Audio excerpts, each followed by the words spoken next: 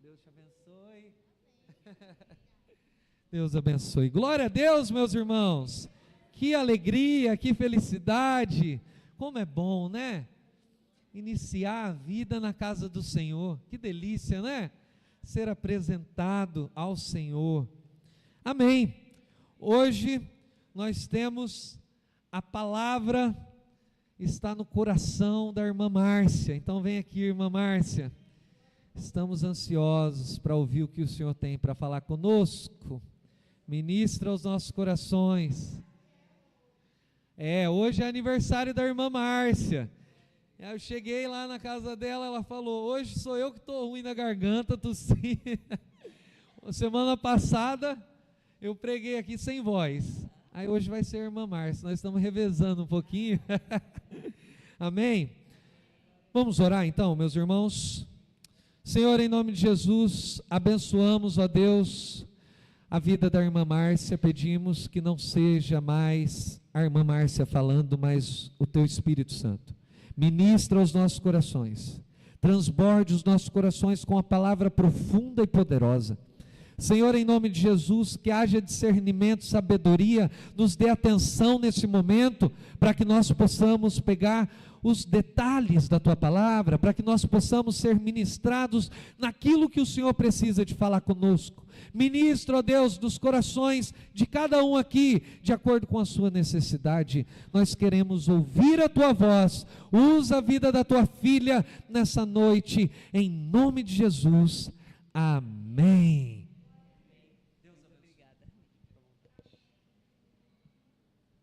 Paz do Senhor, meus queridos. Graça e paz vos sejam multiplicados no pleno conhecimento do Senhor, amém?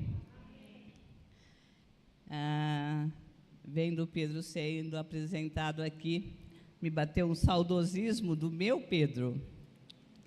E eu, essa semana, estava mexendo nos documentos lá. Obrigada, Bia. Essa semana, estava mexendo nos documentos lá em casa e eu encontrei um papel que eu escrevi quando ele tinha mais ou menos 1 ano e 2 meses. Escrevi no computador, coloquei, plastifiquei, onde estava escrito assim: espero ver o Pedro como um homem justo e honesto, que ame a Deus e sirva a todos nessa geração. 22 anos atrás, eu escrevi isso para o meu Pedro. E hoje eu vejo o Pedro sendo uma bênção na nossa geração. Um menino que não perde a oportunidade de participar de qualquer ato, de qualquer ação que tiver em favor do próximo. O Pedro é o primeiro que está lá, servindo ao próximo. Amém? Muita alegria mesmo. Hoje, eu gostaria de trazer um assunto para a gente meditar. Um texto muito conhecido, talvez um dos textos mais conhecidos das Escrituras, mas que eu gostaria que a gente desse uma olhada nele hoje, a partir de um outro olhar, com outro coração. Eu estava ali sentada e adorando o Senhor, e a única coisa que o Senhor ministra no meu coração esses últimos tempos é: filho meu, dá-me o teu coração. Irmãos, tudo que o Senhor quer de nós é um coração totalmente entregue a Ele, totalmente comprometido com Ele. Todas as outras coisas nos serão acrescentadas quando o nosso coração for totalmente dele, amém?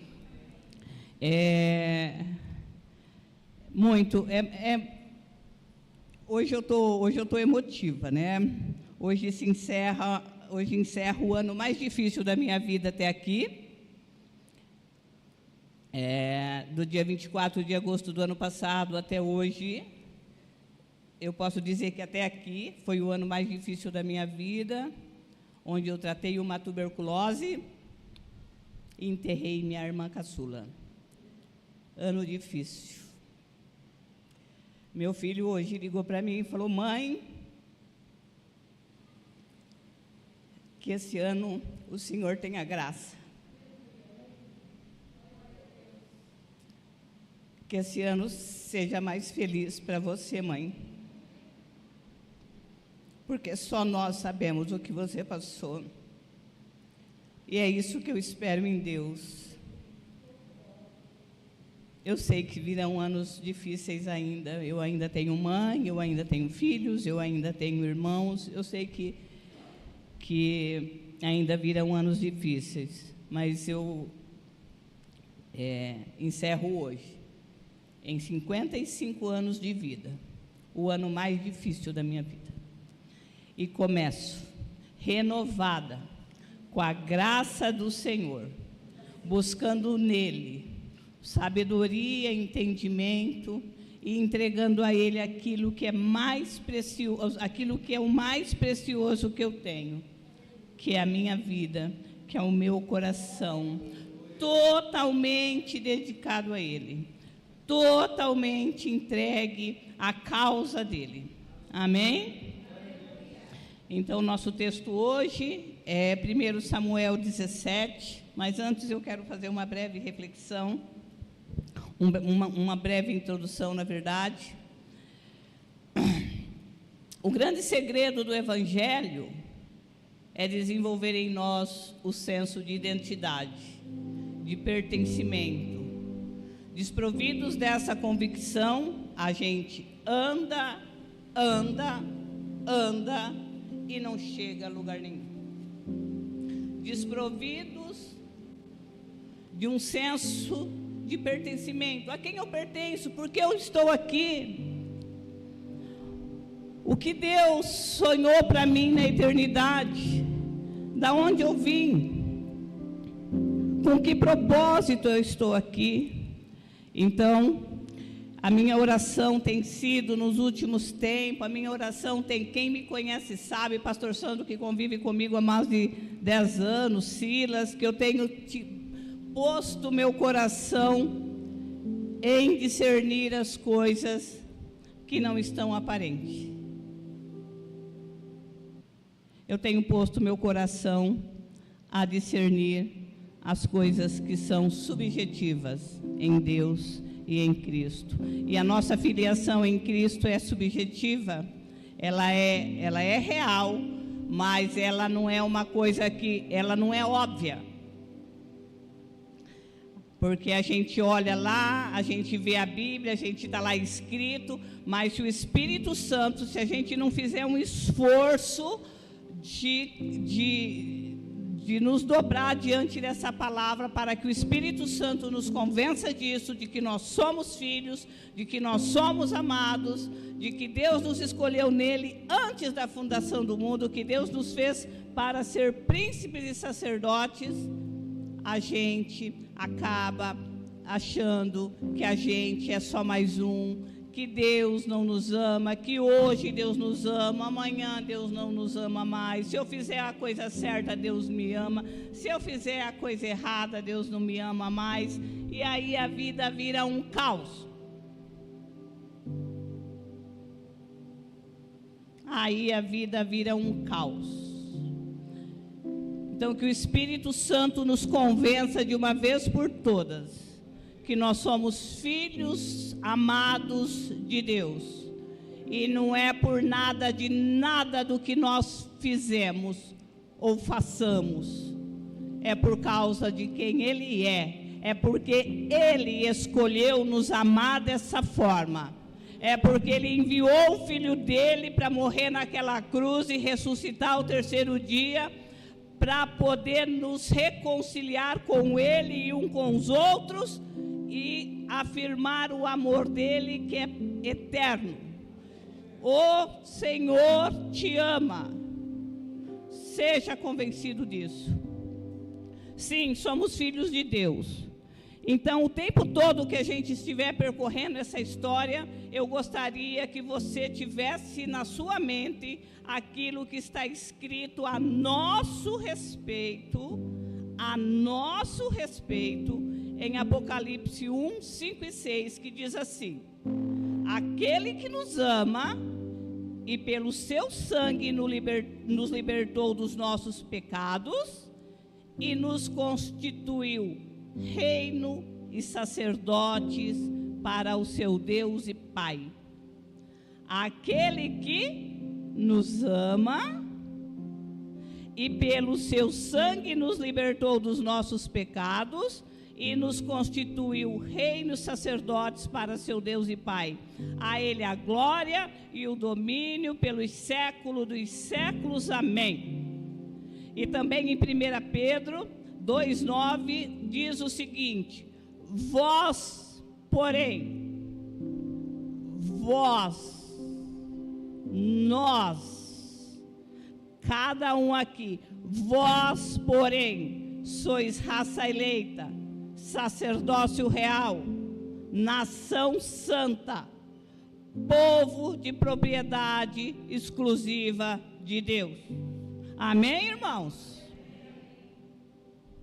Vós, porém, deixa essa palavra cair no teu coração de uma vez por todas, em nome de Jesus Cristo, que o Espírito Santo ministre isso mesmo no seu coração. Vós, porém, sois raça eleita, sacerdócio real, nação santa, povo de propriedade exclusiva de Deus, a fim de, com a finalidade de, com o propósito de proclamardes as virtudes daquele que vos chamou das trevas para a sua maravilhosa luz.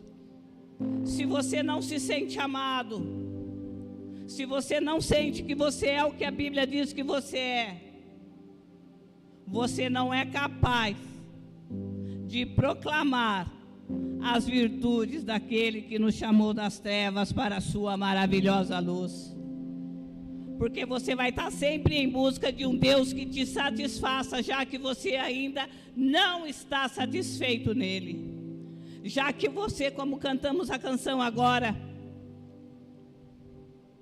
já que a sua sede ainda não, você ainda está com sede. Enquanto a gente estiver com sede, enquanto a gente não estiver convicto de quem nós somos, nós não vamos ministrar, revelar, proclamar as virtudes de Deus para o mundo. Nós não seremos vidas redentivas.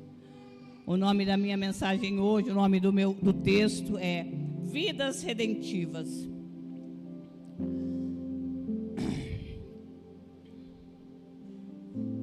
Com isso em mente, é preciso que fique claro para nós, enquanto estivermos caminhando por esse texto, que o Evangelho não é resolutivo. Jesus não veio resolver nossos problemas da vida cotidiana. Muito pelo contrário, ele nos disse: no mundo tereis aflições. O Evangelho não é resolutivo. O Evangelho é redentivo.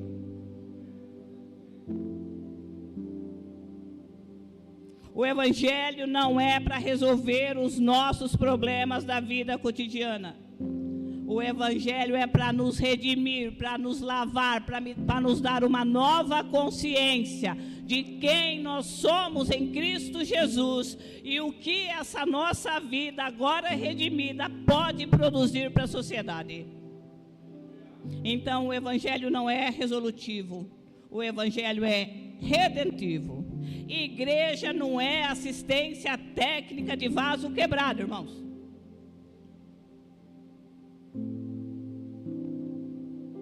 Igreja é olaria. Porque a gente acha que a gente chega aqui todo quebrado, todo com a vida toda quebrada, em 1000 pedaços, e que Deus vai pegar esses pedaços e vai consertar. Não, Deus não vai consertar. Deus vai pegar esses pedaços, vai moer, fazer virar nada e vai fazer uma nova pessoa. É de uma nova natureza. Então o evangelho não é resolutivo, o evangelho é redentivo, é para redimir a sua vida de uma vez por todas. Amém? Lembra quando Nicodemos veio ter com Jesus à noite?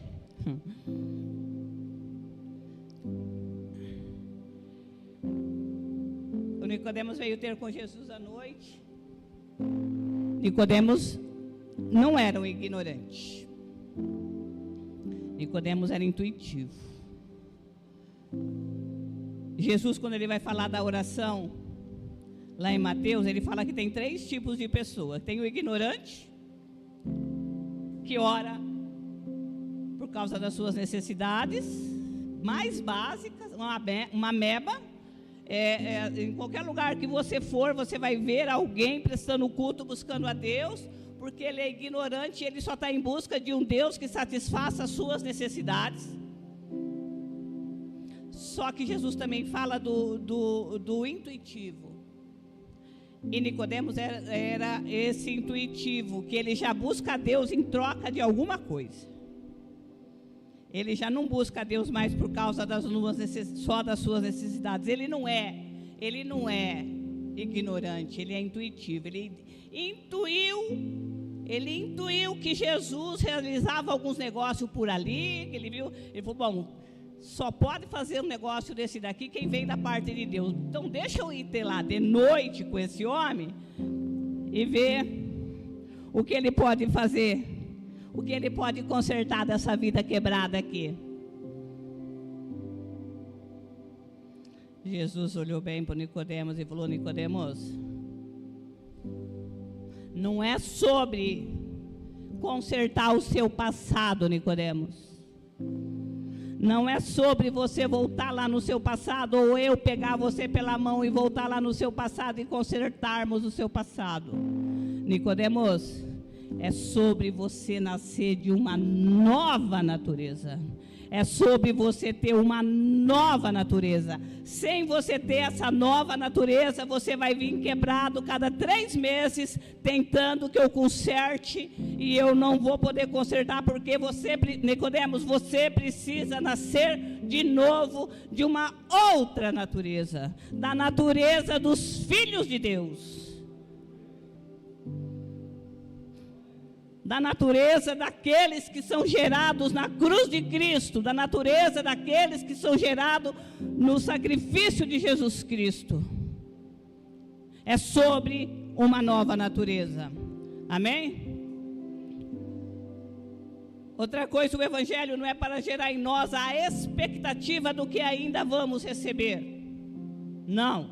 O Evangelho é para gerar em nós a convicção do que já recebemos. Acho que isso é outra confusão na nossa cabeça. Não vai dar tempo de falar tudo. O Evangelho não é para gerar em nós a expectativa do que ainda vamos receber, irmãos.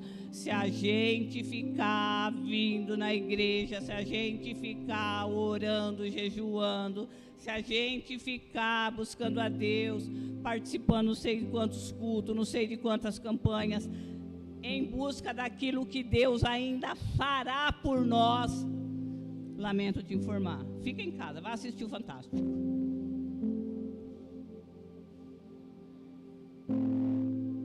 O Evangelho é para gerar em nós a convicção do que nós já recebemos. Tudo que o Senhor tinha que oferecer para nós, Ele já ofereceu. Abra, por favor, em Efésios capítulo 1, verso 3. Diz, não precisa abrir, eu leio aqui rapidinho, porque nós precisamos caminhar. Diz assim: o vento.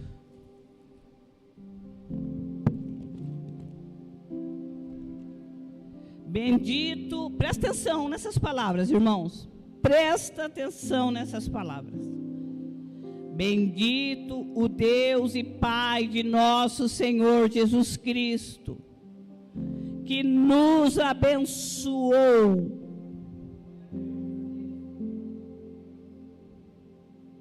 não é que vai nos abençoar, irmãos, é que nos abençoou com toda sorte de bênção espiritual nas regiões celestiais. Assim como nos escolheu nele, antes da fundação do mundo, para sermos santos e irrepreensíveis perante ele, e em amor nos predestinou para ele, para a adoção de filhos, por meio de Jesus Cristo, segundo o beneplácito da tua vontade. Você é filho de Deus, você é amado, você é abençoado, e tudo isso porque Deus quis. Tudo isso porque Deus escolheu fazer assim. Você é um filho amado, uma filha amada, e tudo isso porque Deus escolheu fazer assim. Não é sobre o que você faz, é sobre o que Ele fez. Amém? Aleluia. Pedro. Segunda epístola de Pedro diz assim: visto como pelo seu divino poder nos têm sido doadas as coisas que conduzem à vida e à piedade, pelo conhecimento completo daquele que nos chamou para a sua própria glória e virtude, pelas quais nos têm sido doadas as suas preciosas e muito grandes promessas, para que por elas vos tornei co-participante da natureza divina, livrando-vos da corrupção das paixões que há no mundo. Promessas que nos dizem que nós somos filhos, promessa que nos dizem que nós somos abençoados, promessa que nos dizem que nós somos co-participantes da natureza de Deus. Se você quer ter uma vida redentiva, essa palavra precisa cair no teu coração. Amém? Então o Evangelho é para gerar em nós a fé do que já recebemos, como filhos de Deus, para sermos bem-sucedidos na nossa vocação de sermos príncipes e sacerdotes. Todo príncipe e sacerdote tem uma vocação de ser levado por Deus de uma solução para uma redenção. O resolutivo é o pretexto e o redentivo é o propósito. Você pensa que Deus te levou num lugar para resolver um problema, mas Deus te levou nesse lugar para redimir vidas. Redentor significa aquele que liberta. Tem gente lá preso na droga, você é o redentor. Então, o resolutivo é o pretexto, o redentivo é o propósito. Amém? Eu não vou ler o capítulo todo de 1 Samuel 17, porque é muito longo. Então eu vou ir pescando alguns pedaços e nós vamos caminhando aqui Alguém pode desligar esse ventilador, por favor? Senão eu não consigo ler a Bíblia.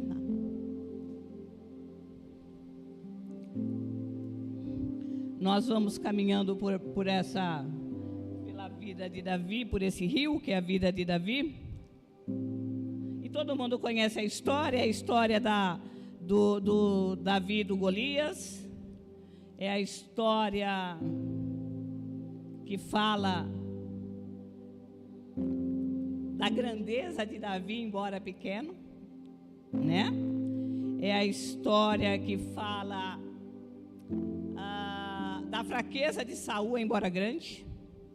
Os historiadores dizem que a diferença de Saul para Golias era no máximo 40 centímetros.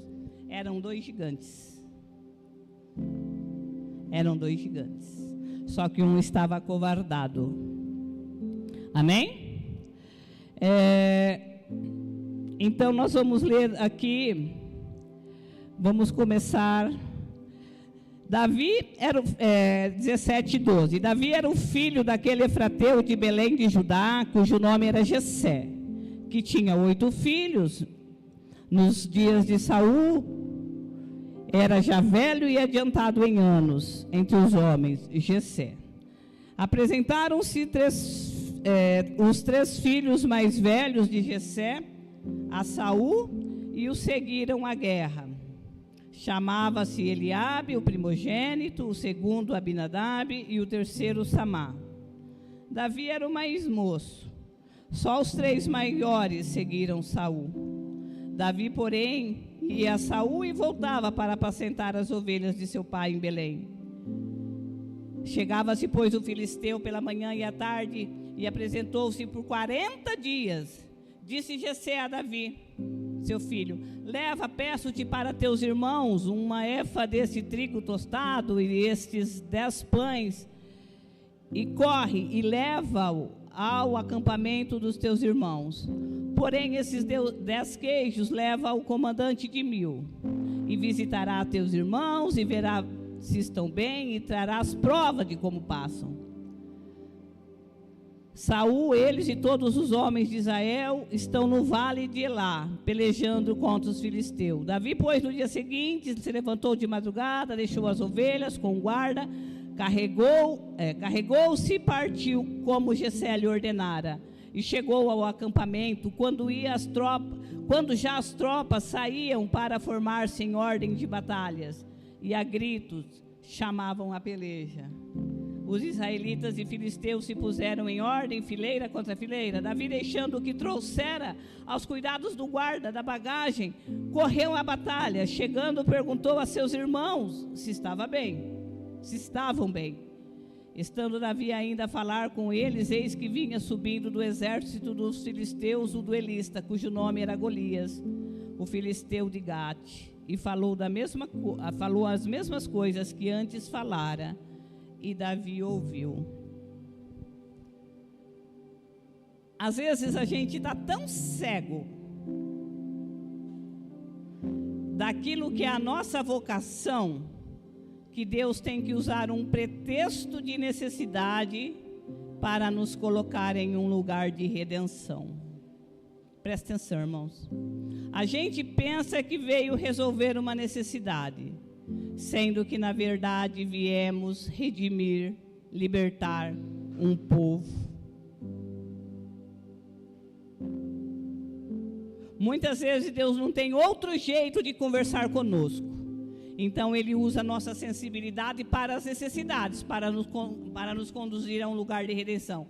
Pode ser que você veio parar aqui por causa de uma necessidade, um problema no casamento, com filhos, problema financeiro, tantos problemas que a vida cotidiana nos oferece, problema de saúde. Pode ser que você chegou aqui como um entregador de marmitas. O que o pai de Davi falou para ele?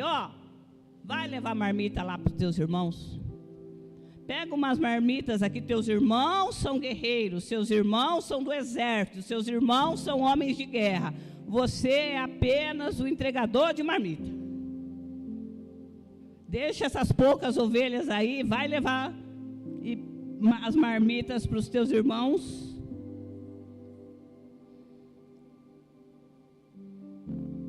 Um problema, né? Pode ser que você chegou aqui, como Davi chegou lá, naquele campo de batalha, como entregador de marmita.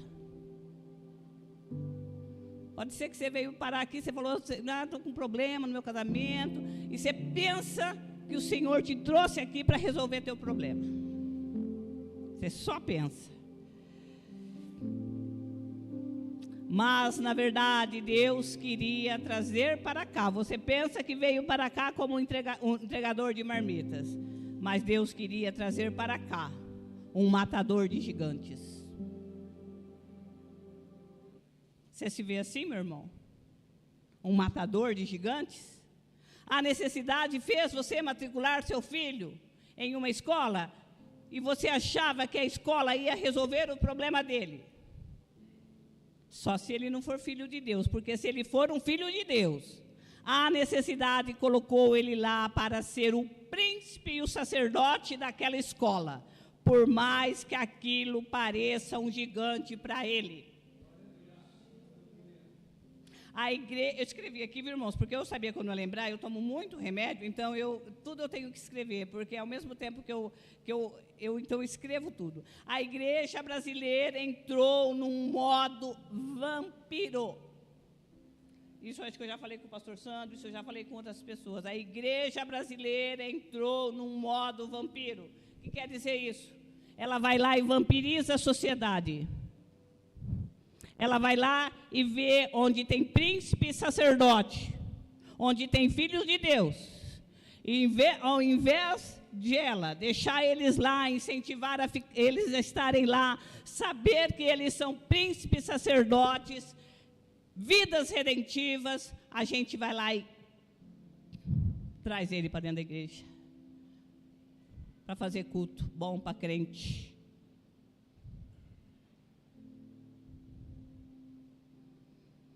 A gente pega o sal, que podia evitar que a sociedade acabasse de se corromper, e a gente vai lá e traz ele para dentro do saleiro, põe ele dentro do potinho, e ele deixa de ser uma vida redentiva.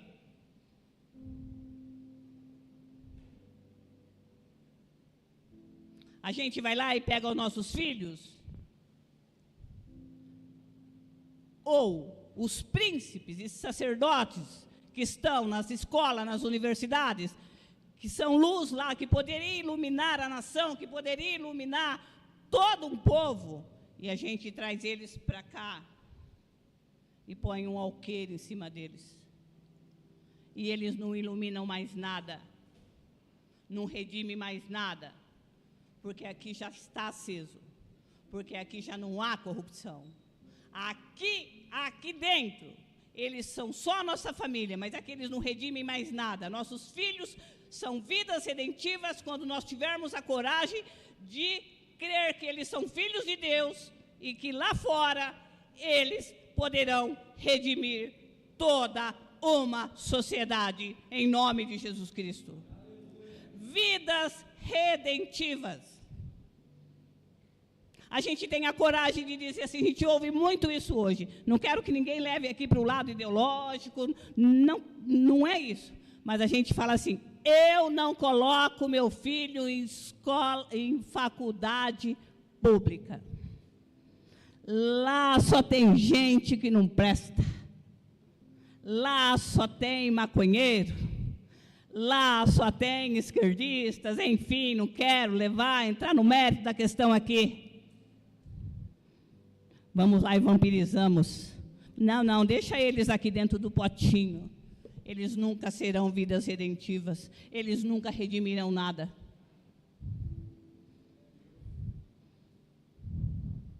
Nunca redimirão nada. Jovens, vocês venham aqui congregar e estar conosco, mas a sua vida fará sentido para você e para a sociedade, é lá fora. É no teu trabalho, é na tua escola, é na tua faculdade, é aonde você estiver. Sua vida é redentiva lá fora. Porque aqui dentro, redimido, você já está. Se você crê em Cristo Jesus. Nós vamos lá e vampirizamos a sociedade. A Europa fez isso com a África. Aí hoje a gente olha para a Europa e fala assim, nossa, mas a Europa, mas a África está daquele jeito, por quê? Sabe por quê que a África está daquele jeito? Porque a Europa foi lá e vampirizou a África. Roubou seus cérebros, roubou seus príncipes, seus sacerdotes, e levou para a Europa para ser escravo de luva branca. Lá eles têm vez, mas não têm voz. Aqui, nossos filhos têm vez, mas não têm voz. Voz eles têm lá fora. Amém, irmãos?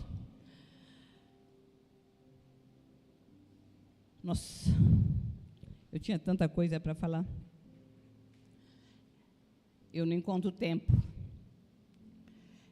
A segunda coisa que eu queria falar é que nós encontraremos, depois,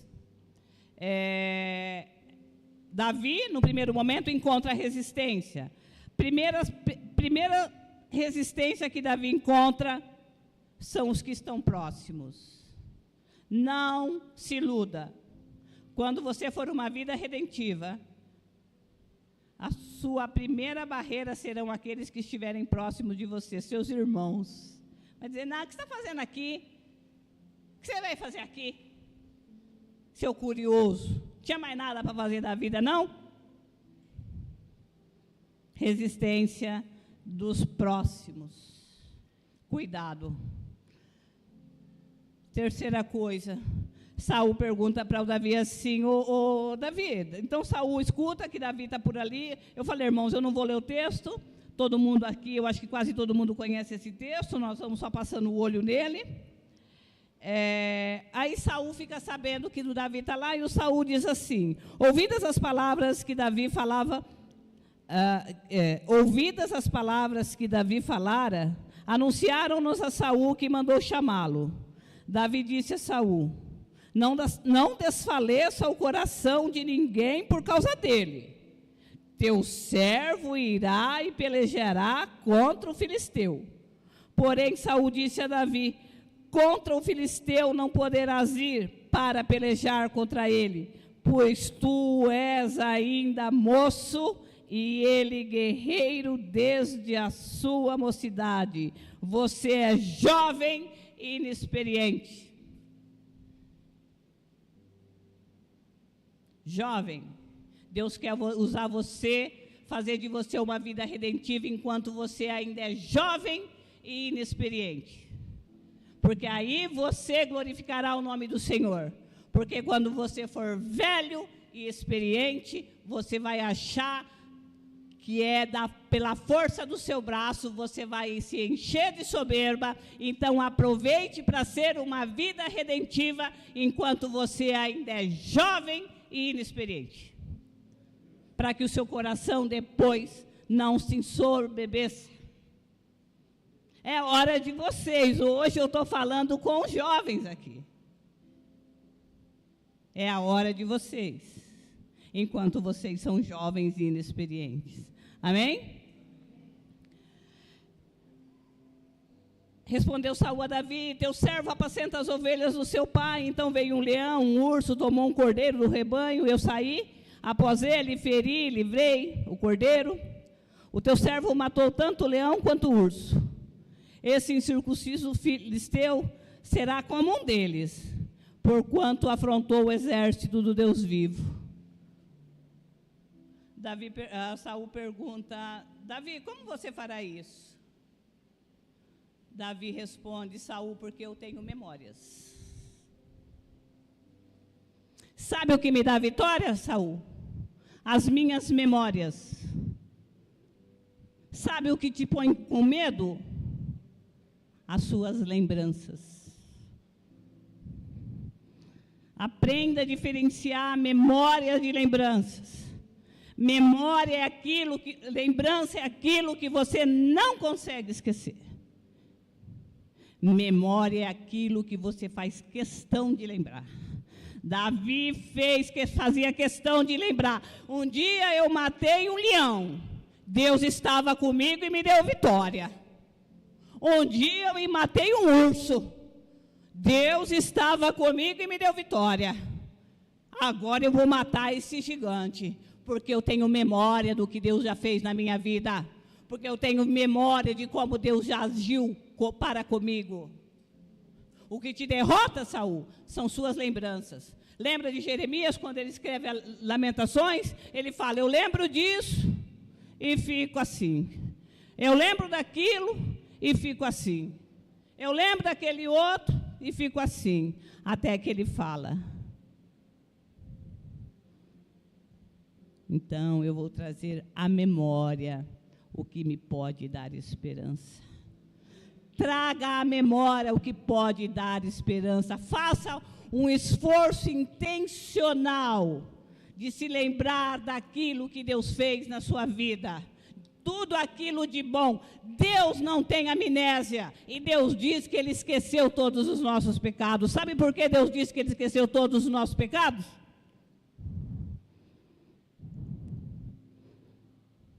Não é porque Ele não se lembra. É porque Ele traz a memória. Ele traz à memória quem nós somos num esforço intencional. Ele traz à memória quem nós somos. Ele traz à memória o que Ele fez por nós. Ele traz à memória como Ele nos criou. Ele traz à memória, Ele traz à memória, Ele traz à memória. Então, Ele não tem lembranças. Tem a memória.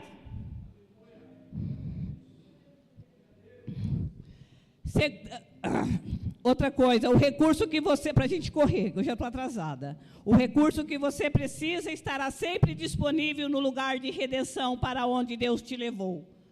E tenha disposição.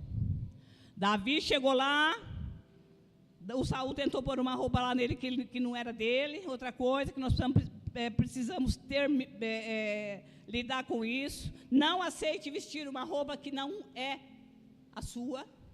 Deus te ungiu com uma roupa, não aceite que outra pessoa tente trocar a sua roupa.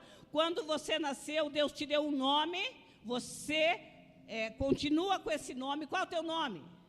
Teu nome é amor, bondade, fidelidade, mansidão? Qual é o teu nome? Quando alguém precisa de paciência, ele manda chamar quem? O Senhor Paciência? Onde eu encontro o Senhor Paciência? Onde eu encontro a Senhora Bondade? Onde eu encontro o Senhor Fidelidade? Onde eu encontro o Senhor Mansidão? Você nasceu na família de Deus. Você nasceu de novo e Deus te deu um novo nome. E esse novo nome, não deixa ninguém tentar colocar em você um nome que não foi Deus que colocou em você. Um nome. Amém? Davi vai para a batalha. Vou correr aqui porque nós precisamos correr. E Davi chegou lá e o recurso que ele precisava estava disponível no lugar da redenção para onde Deus o levou.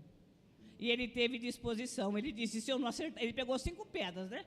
E o pessoal fala, já fez estudo bíblico, dizendo que essas 5 pedras são 5 ministérios, que não sei o quê, o profeta, o pastor, o mestre, não sei o quê. Irmãos, quando o Davi pegou as pedras lá, ele não pensou, vou pegar um apóstolo aqui, vou pegar um mestre aqui. Não, ele pegou 5 pedras. Ele falou, se eu não acertar na primeira, na quinta, eu derrubo esse cara. Não era a pedra que era ungida. Era o homem que era redentivo, que tinha uma vida redentiva, que era um filho de Deus. Ele falou, tem que for na última, mas em pé, esse gigante não fica. Não é a pedra que tem que ser ungida, irmãos. Somos nós que precisamos ser ungidos. Amém? Faça tudo que estiver ao seu alcance. Enquanto todo mundo avaliava o poder do gigante, Davi discerniu o mais importante. Todo mundo ficou lá fazendo mapa espiritual do gigante, porque o gigante tem tantos metros, porque a lança do gigante tem tanto, pesa tanto, porque o escudo do gigante, de tanto observar os problemas, eles sabiam exatamente o tamanho em centímetro, em largura do problema. De tanto observar o problema, eles sabiam cada milímetro do problema. Davi chegou, deu uma olhada, não viu problema nenhum não. Davi falou assim, sabe de uma coisa? Tem uma coisa, ele é incircunciso, ele não é do povo, ele é órfão, ele não tem pai.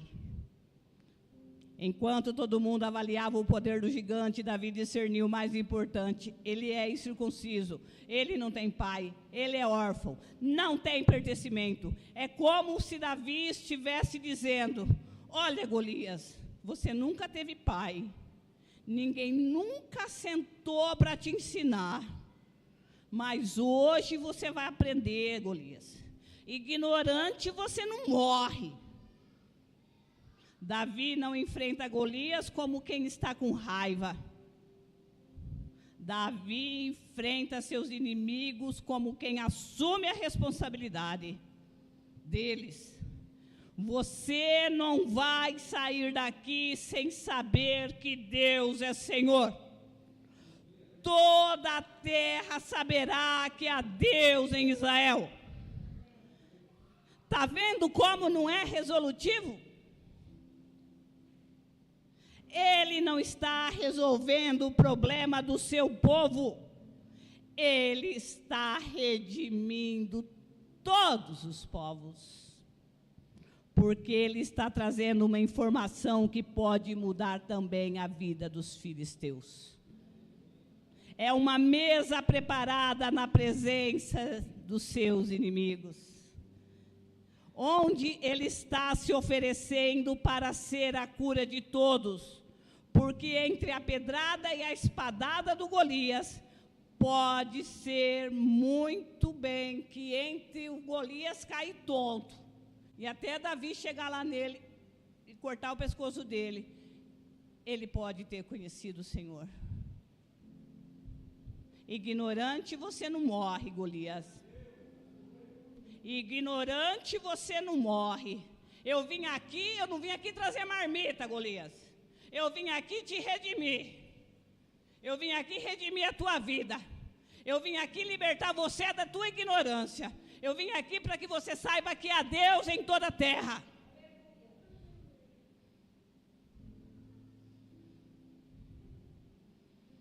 Amém, irmãos? Ignorante ele não era mais, ele caiu sabendo que há um Senhor. Davi, uma vida redentiva. Sabe como termina essa história, meus irmãos? Termina com Saul, depois dessa bagaceira toda, depois dessa confusão toda. O capítulo pergunta, Saul perguntando para Davi: Davi, quem é seu pai?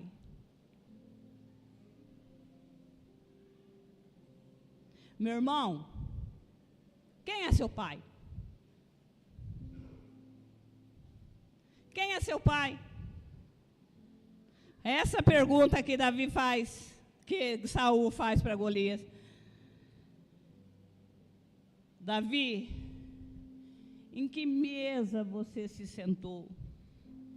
Com quem você aprendeu sobre pertencimento, sobre autoridade?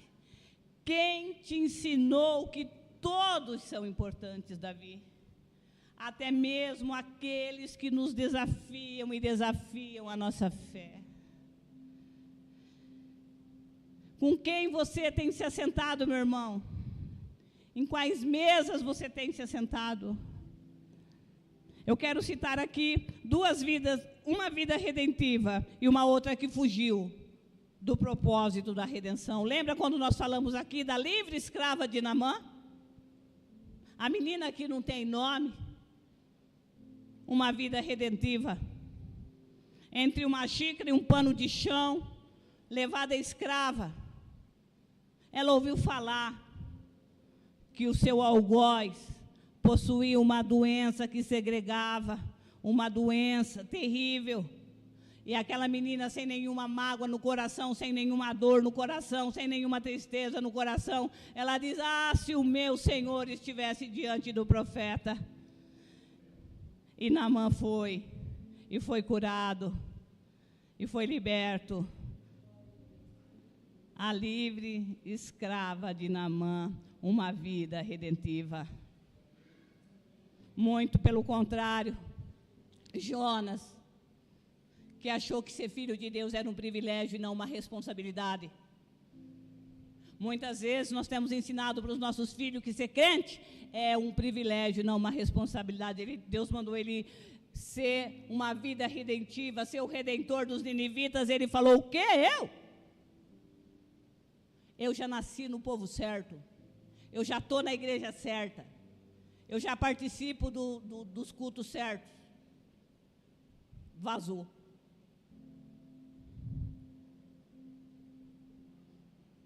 Precisou passar 3 noites e 3 dias na barriga do peixe. Precisou ser vomitado pelo peixe. Foi lá e fez um serviço à força, forçado. E depois queria redimir uma aboboreira, irmãos. Fugiu de ser uma vida redentiva para pessoas e queria redimir um pé de abóbora. É para nós pensarmos, irmãos. Amém? Para terminar, eu quero ler rapidão, prometo, rapidão mesmo. texto que fala muito sobre isso e descreve o que é uma vida redentiva. Depois eu passo o endereço, porque eu quero que vocês prestem atenção em cada palavra do que está escrito aqui. Cada palavra. O Espírito do Senhor Deus está sobre mim, porque o Senhor me ungiu para pregar boas novas aos quebrantados. O Espírito do Senhor me ungiu para ser uma vida redentiva. Enviou-me a curar os quebrantados de coração, a proclamar liberdade aos cativos e pôr em liberdade os algemados, a apregoar o ano aceitável do Senhor, o dia da vingança do nosso Deus, a consolar todos os que choram e pôr sobre os que em Sião estão de luto uma coroa em vez de cinzas, óleo de alegria em vez de pranto, vestes de louvor em vez de espírito angustiado, a fim de que se chamem carvalhos de justiças, plantados pelo Senhor para a sua glória, vidas redentivas, edificando os lugares antigamente assolados, restaurando os de antes destruídos, e renovarão as cidades arruinadas, destruídas de geração em geração. Estranhos se apresentarão e apacentarão os vossos rebanhos, estranhos serão os vossos lavradores e os vossos vinhateiros. Mas vós sereis chamados sacerdotes do Senhor, e vos chamarão ministros de nosso Deus. Comereis as riquezas das nações, e na sua glória vos gloriarei. Em lugar da vossa vergonha tereis dupla honra, em lugar da afronta exultareis na vossa herança. Por isso, na vossa terra possuireis o dobro e tereis perpétua alegria. Porque eu, o Senhor, amo o juízo e odeio a iniquidade do roubo, dar-lhe-eis-lhe finalmente a sua recompensa, e com eles farei aliança eterna. A sua posteridade será conhecida entre as nações, os seus descendentes no meio dos povos. Todos quantos virem, os reconhecerão como família bendita do Senhor. Os reconhecerão como vidas redentivas. Amém, irmãos? Você está criando a criança, o jovem, o adulto que você tem na tua casa, ou que já está fora da sua casa, é uma vida redentiva.